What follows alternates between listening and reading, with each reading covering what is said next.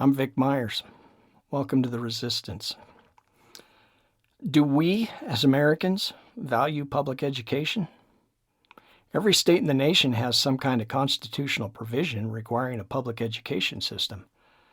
But do we really value public education? Let me put it another way. Do we care if our kids are learning anything in school? Before we had President Kennedy, we basically had the same educational system of reading, writing, and arithmetic that our pioneers had when in their one-room schoolhouses.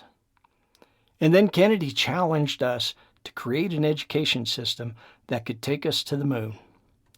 And America responded. Education was reformed, and our schools were valued by the people like they never were before. We had a good run for about 20 years. Then Republicans noticed how much money we invested in public education in colleges, and we went from honoring James Madison when he said, "Knowledge will forever govern ignorance, and a people who mean to be their own governors must arm themselves with the power which knowledge gives." We went from that to letting our public schools become business opportunities for the education industrial complex.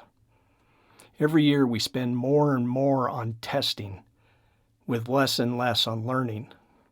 We spend more and more on elaborate security measures that move our schools closer to prison environments than education learning environments.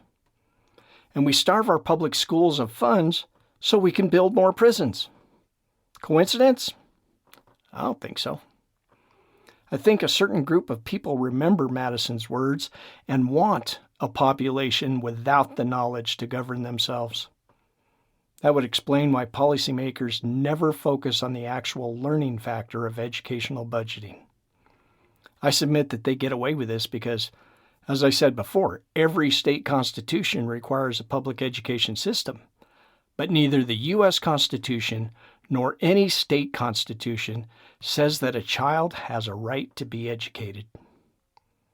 Politicians like to talk about parents' rights, but they don't talk about the student's right to an education, because it doesn't exist, but it should.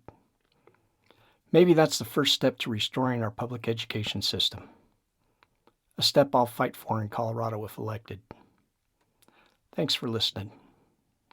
Good day.